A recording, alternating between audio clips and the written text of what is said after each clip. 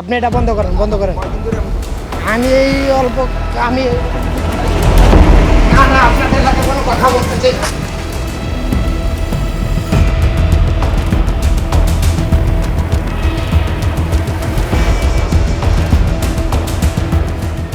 দেশে বিদ্যুতের সংকট পৌঁছেছে চরমে, অথচ এমন সংকটময় মুহূর্তেও দেদারছে চলছে বিদ্যুৎ চুরি। বিদ্যুতের ৫% চলে যাচ্ছে অটোরিকশার ব্যাটারি চার্জে। এতে ৪,০০০ কোটি টাকার রাজস্ব হারাচ্ছে সরকার। প্রায় ২০ লাখ ব্যাটারি চালিত রিকশা রাজধানীতে চলাচল করছে, যেগুলোর বেশিরভাগই চলছে অবৈধভাবে বিদ্যুৎ থেকে। এতে ক্ষতিগ্রস্ত হচ্ছে বিদ্যুৎ খাত, যেন দেখার কেউই নেই। আরে ভাই আমি তো একলা নিতাছি না, এরকম তো অনেক মানুষ আছে, অনেকেই নিতাছে। এই ভাই আপনি এটা বন্ধ করেন আমি এই অল্প আমি এইরকম না না আপনাদের সাথে কোনো কথা বলতে চাই না। এখানে নাই, আমি আপনি তো বললাম। আর যদিও হয় আপনি গল্লি যা দেখেন, অবৈধভাবে আমারটা ছিল, ওটা সরকারিভাবে একাইটা লয়ে গেছে। আমি 3 বছর চালাইছিলাম, ওটা মিটার ইহাকে দিয়ে দিছি, আপনার লয়ে খাইলাম না। এসব অটোরিকশার এক একটিতে থাকে 4 থেকে 6টি 12 ভোল্টের ব্যাটারি, যেগুলো চার্জ দিতে 1 ঘন্টায় প্রয়োজন হয় প্রায় 1100 ওয়াট বিদ্যুৎ। অর্থাৎ 8 ঘন্টা চার্জে থাকলে এক একটি রিকশায় খরচ হয় প্রায় 9 ইউনিট বিদ্যুৎ। মিটার ছিল তো, মিটার কালকে নিয়ে গেছে, এই ভিতরে একটু এটা তো মিটার লাগানো ছিল, এতে করে দেশ ক্ষতি করছে।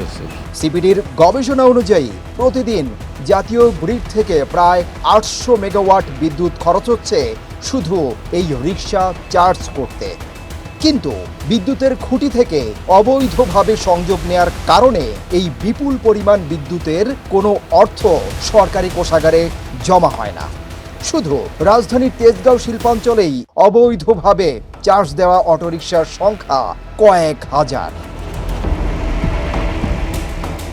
অবৈধ সংযোগের কারণে সরকার একদিকে বছরে 4,000 কোটি টাকার রাজস্ব হারাচ্ছে, অন্যদিকে এই খাতে অবৈধ লেনদেনের আকার দাঁড়িয়েছে বছরে প্রায় 21,000 কোটি টাকায়।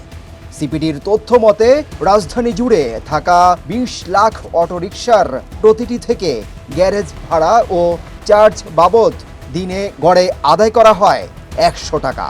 এতে কেবল ঢাকাতেই দিনে লেনদেন হয় 20 কোটি টাকা, যা বছরে গিয়ে দাঁড়ায় 7,200 কোটি টাকায়। সেই হিসাবে পুরো দেশে গ্যারেজ কেন্দ্রিক এই অবৈধ লেনদেনের পরিমাণ বছরে 21,000 কোটি টাকা পর্যন্ত পৌঁছায়। তাহলে প্রশ্ন ওঠে, রোড পারমিটবিহীন এসব রিকশায় অবৈধভাবে চার্জ দেওয়ার এই প্রক্রিয়া মাসের পর মাস কিংবা বছরের পর বছর ধরে কিভাবে চলছে? অনুসন্ধানে দেখা গেছে এর মূলে রয়েছে অবৈধ লাইনম্যান ও স্থানীয় প্রভাবশালী সিন্ডিকেট। যতগুলো রিক্সা আসলে আছে, আমরা তো একদিনে এগুলো শেষ করতে পারবো না। আর এটা পুলিশ, শুধুমাত্র পুলিশ এগুলোর অভিযান করেও শেষ করা সম্ভব না, কারণ এই যে মব সৃষ্টি করে করে। এখন এগুলোকে কিছুটা নিয়ন্ত্রণের জন্য আমরা যেগুলো রং সাইডে আসলে পরে সেগুলোকে ধরে আমরা আটক রাখতেছি আমাদের ঊর্ধ্বতন কর্তৃপক্ষের নির্দেশে। প্রতিদিন সড়ক থেকে কয়েকটি রিকশা জব্দ করে এই সংকটের দীর্ঘমেয়াদী সমাধান মিলবে না, বরং অবৈধ যন্ত্রাংশ আমদানিকারক, রিকশার বডি প্রস্তুতকারক এবং বিদ্যুৎ চুরির সিন্ডিকেটের উপর সরকারের কঠোর নজরদারি বাড়াতে হবে বলে জানান ডক্টর শামসুল হক। আমি বিদ্যুতের যে সমস্যাটা দেখতে পাচ্ছি সেটার থেকে বলবো, এই চুরির মাধ্যমে যে ইনকাম লেভেলটা এত মালিকের বলেন আর যে চালাচ্ছে তার বলেন, এই যেই লেভেলে হয়েছে, সেই কারণেই কিন্তু যে যেখান দিয়ে অলি গলিতে এরকম বানিয়ে নামাচ্ছে। কেন? প্রচুর লাভ, জ্বালানি লাগে না, জ্বালানিটা আমি চুরি করে নিয়ে নিব, কিছু বলবেও না, এবং কিছু যদি বলে ম্যানেজ করে নিব। সো এই ধরনের ডিসফাংশনাল অ্যাডমিনিস্ট্রেশনকে এই সরকার কিছু জিজ্ঞাসা করতে হবে। এ বিষয়ে সরকারকে এ থেকে পরিত্রাণের জন্য পরামর্শ দিয়ে তিনি বলেন, সরকারকে কিন্তু বিদ্যুৎ চুরিটা রাইট এখন বন্ধ করতে হবে। কারণ আমি এখানে রিক্সা যদি ডাম্পিংও না দেই, বিদ্যুৎটা তো আমি এটা কেটে দিতে পারি। বিদ্যুৎ কেটে দিলে আমি বলতে পারি এটা এত প্রফিটেবল হবে না। দ্বিতীয় হলো গিয়ে অলি গলিতে যেখানে যেখানে প্রোডাকশন হচ্ছে, এই প্রোডাকশন এন্ডে গিয়ে এদেরকে অবৈধ, যেহেতু কোনো রেজিস্ট্রেশন নাই, এটাকে সাথে সাথে অ্যারেস্ট করতে হবে এই সংখ্যাটাকে না বাড়ানোর জন্য। এবং যারা সবচেয়ে বেশি বেনিফিশিয়ারি, ওমরা চোমরা কিছু দল আছে, ব্যাটারিটা আনে আবার এগ্রিকালচারের ব্যবহারকে দেখায় সাবসিডিতে আনে। এই কালপ্রিটদেরকে সরকারকে গোড়াতেই ধরতে হবে। তো এই সোর্সে যদি আমি অ্যাটাক না করি, এইটা ক্যান্সারাস ডেভেলপমেন্ট হবে, আর ক্যান্সার সেল বড় হয় রোগী মরার জন্য। এ প্রসঙ্গে বিশেষজ্ঞরা আরও জানান, অবৈধ হলেও চালকেরা চাঁদা দিয়েই সড়কে গাড়ি চালাচ্ছেন। ঘাটে ঘাটে বিশাল এক অর্থনীতি জড়িয়ে আছে। তাই এই খাত নিয়ন্ত্রণ করতে হলে সরকারকে অত্যন্ত কৌশলী হতে হবে।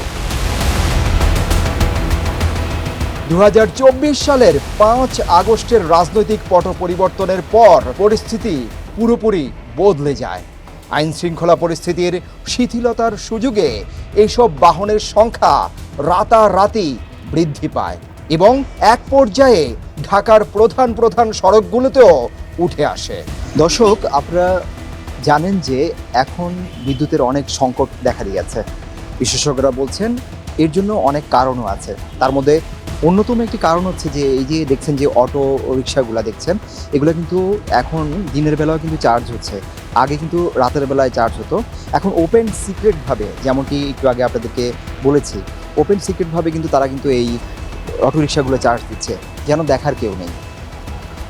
সাধারণ মানুষরা বলছেন কর্তৃপক্ষ যদি এখনই বিশেষ নজর এই ব্যাপারে না দেন, তাহলে চরম বিপর্যয়ের সম্মুখীন হবে বিদ্যুৎ খাত।